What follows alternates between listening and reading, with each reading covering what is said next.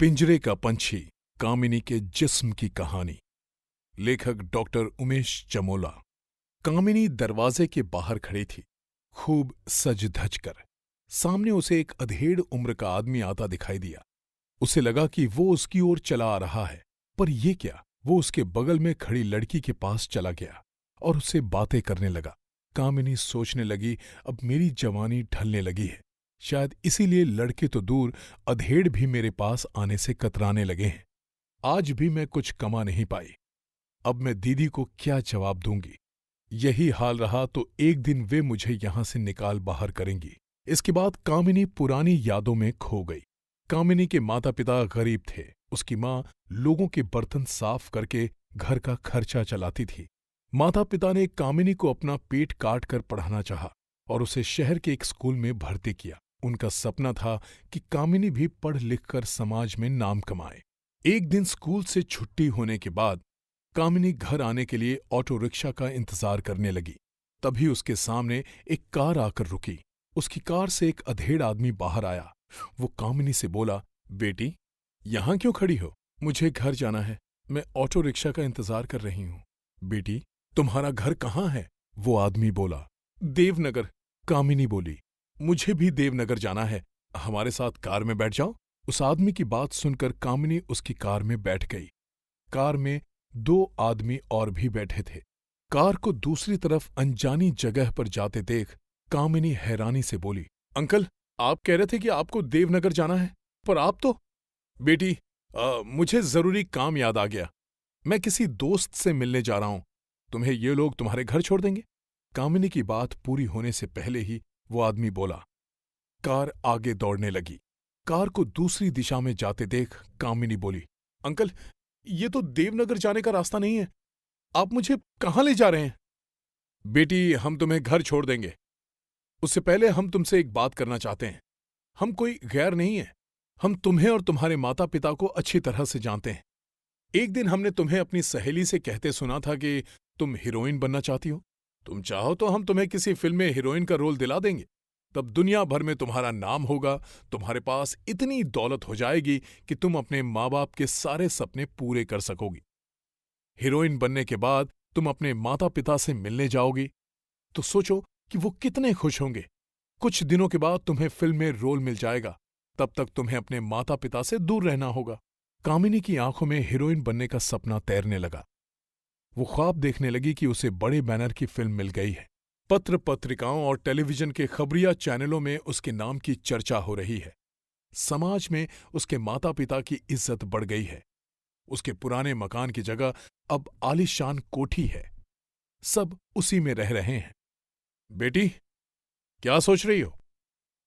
उस आदमी के सवाल ने कामिनी का ध्यान भंग किया। अंकल, मैं फिल्म में हीरोइन बनने को तैयार हूं, कामिनी ने कहा।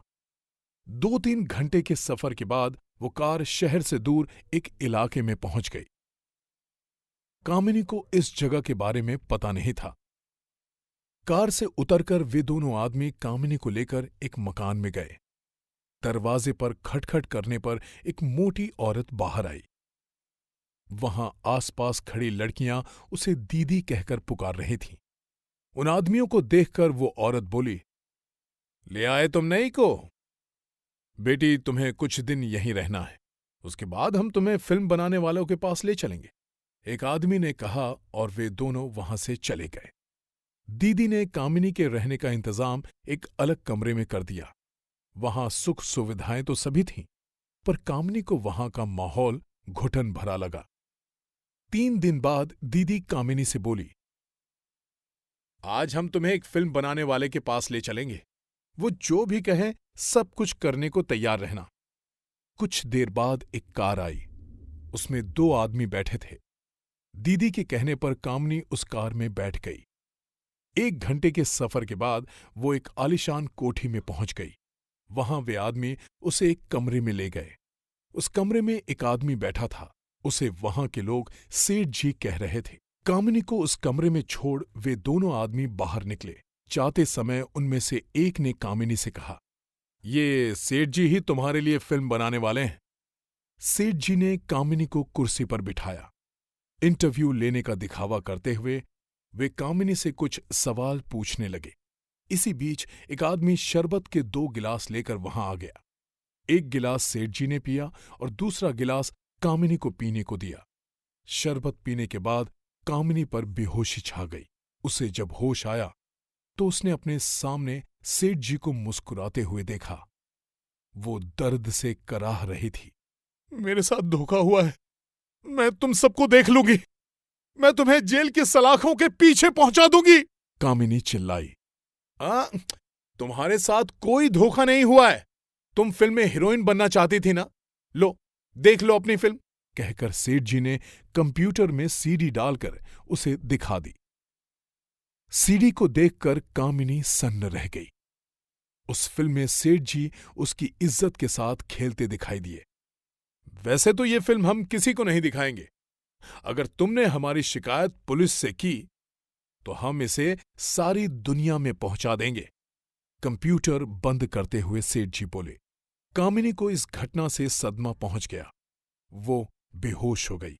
कुछ देर बाद वे दोनों आदमी कामिनी को कार में बैठाकर दीदी के पास ले गए। कामिनी गुमसुम रहने लगी। वो ना कुछ खाती थी, ना किसी से बातें करती थी। एक दिन दीदी कामिनी के कमरे में आकर बोली, देखो, यहां जो भी लड़कियां आती हैं वो अपनी इच्छा से नहीं आती। वो कुछ दिनों तक तो तेरी तरह गुमसुम रहती हैं, बाद में खुद को संभाल लेती हैं। देख, इस दलदल में जो एक बार पहुंच गई वो चाहकर भी वापस नहीं जा सकती। अगर तुम यहां से चली भी गई तो तुम्हारा समाज तुम्हें फिर से नहीं अपनाएगा। इसलिए तुम्हारी भलाई इसी में है कि तुम अब यहीं के समाज में रहने का मन बनाओ। धीरे धीरे सब ठीक हो जाएगा। दूसरे दिन दीदी ने कामिनी को कार में बिठाकर दूसरे आदमी के पास भेजा। अब वो इसी तरह कामिनी को इधर उधर भेजने लगी। एक दिन दीदी ने कामिनी से कहा, तुझे इधर उधर जाते हुए काफी समय हो गया है। अब मैं तुझे एक नया काम सिखाऊंगी। नया काम मतलब? कामिनी चौंकते हुए बोली। मतलब ये कि अब तुझे किसी सेठ के पास नहीं जाना है। तुझे यही दुकान में रहकर ग्राहकों को अपनी ओर खींचना है। किस दुकान में? यहीं। लेकिन ये तो मकान है, दुकान कहाँ है? यही मकान तुम्हारे धंधे की दुकान है। जैसे शोरूम में अलग अलग डिजाइन के कपड़े सजा कर रखे रहते हैं, वैसे ही तुम्हें यहां सज धज कर आधे कपड़ों में रहना है। तुम्हें कुछ नहीं करना है, बस यहां से गुजरने वाले मर्दों को ललचाई नजरों से देखना है। दीदी के समझाने पर कामिनी सोचने लगी, यहां रहने वाली सभी लड़कियां इस शोरूम की चीजें हैं। शोरूम में रखी चीजों को ग्राहक देखकर पसंद करता है। खरीदने के बाद वे चीजें उसी की हो जाती हैं। ग्राहक उस चीज की इज्जत करता है। हम जिस्म के सौदे की वे चीजें हैं जिन्हें ग्राहक कुछ देर के लिए खरीदकर मजा लेकर चला जाता है। वासना के भूखे दरिंदे हमारे पास आकर अपनी भूख मिटाते हैं। हम भी चाहते हैं कि हमारा दिल किसी के लिए धड़के, वो एक हो, वो हम पर मर मिटने को तैयार हो। हम भी समाज के रिश्तों की डोर से बंधें। पिंजरे में बंद पंछी की तरह कामिनी का मन फड़फड़ा रहा था। एक दिन कामिनी ने सोच लिया कि वो इस दुनिया से बाहर आकर रहेगी। ज्यादा से ज्यादा इस कोशिश में उसकी जान चली जाएगी। जिस्म के शोरूम की चीज बने रहने से तो अच्छा है कि वो मौत को गले लगा ले। अगर वो बच गई तो समाज का हिस्सा बन जाएगी। कामिनी ने दीदी को भरोसे में ले लिया। अपने बर्ताव और काम से उसने दीदी पर असर जमा लिया। दीदी को यकीन हो गया था कि कामिनी ने खुद को यहां की दुनिया में ढाल लिया है। एक दिन मौका देखकर कामिनी वहां से भाग गई और ट्रेन में बैठकर अपने घर चली गई। इतने सालों के बाद कामिनी को देखकर उसके भाई खुश हो गए। उन्होंने कामिनी को बताया कि माता पिता की मौत हो चुकी है। वो अपने भाई विनोद और सोहन के साथ रहने लगी। भाइयों को दुख ना पहुंचे ये सोचकर उसने अपने बीते दिनों के बारे में कुछ नहीं बताया।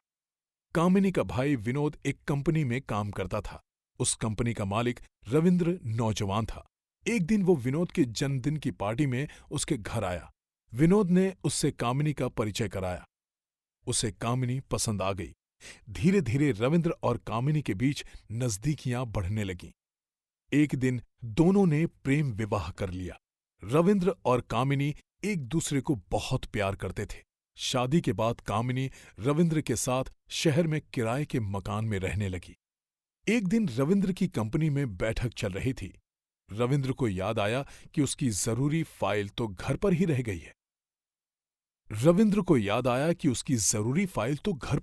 है। रविंद्र ने सुपरवाइजर प्रदीप को वो फाइल लेने अपने घर भेज दिया। रविंद्र के घर पहुंचकर प्रदीप ने दरवाजे पर खटखट की। थोड़ी देर बाद कामिनी बाहर आ गई। कामिनी, तू यहां? तूने मुझे पहचाना? कामिनी को देखकर प्रदीप बोला। नहीं तो, कामिनी बोली। वहां मैं तुम्हारे पास कई बार आया करता था। क्या तुझे यहां साहब किराए पर लाए हैं? प्रदीप की बात सुनकर कामिनी चुप रही। प्रदीप कामिनी को बाहों में भरने लगा। वो उसे चूमने की कोशिश करने लगा। परे हट जाओ मेरे सामने से, कामिनी चिल्लाई। जानम, मैंने तुम्हें कई बार प्यार किया है। आज यहां तू और मैं ही तो हैं। मेरी इच्छा पूरी नहीं करोगी? हाँ? नहीं, तुम्हें मुझसे तमीज से बात करनी चाहिए। मैं तुम्हारे साहब की बीवी हूं, कामिनी चिल्लाई। तमीज से?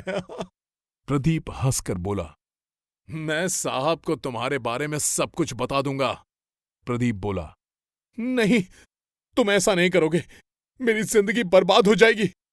ठीक है, अगर तुम अपनी जिंदगी बर्बाद होने से बचाना चाहती हो तो मैं जब चाहूं तुम्हें मेरी इच्छा पूरी करनी होगी। तुम्हें ये काम आज और अभी से करना होगा। जिस दिन तुमने मेरा कहा नहीं माना, मैं तुम्हारी पूरी कहानी साहब को बता दूंगा। जाते जाते प्रदीप कामिनी से बोला।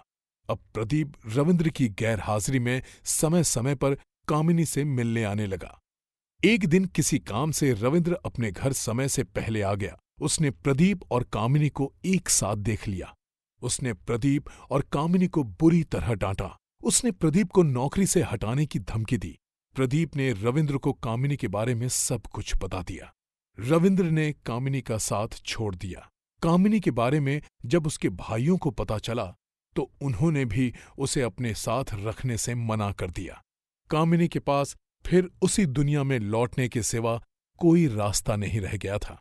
कामिनी, आज भी कुछ कमाया या नहीं? दीदी की बात सुनकर कामिनी यादों से बाहर आ गई। आपने अभी सुनी मनोज पांडे की आवाज में डॉक्टर उमेश चमोला लिखित पिंजरे का पंछी, कामिनी के जिस्म की कहानी। ये स्टोरी टेल की 2017 की प्रस्तुति है।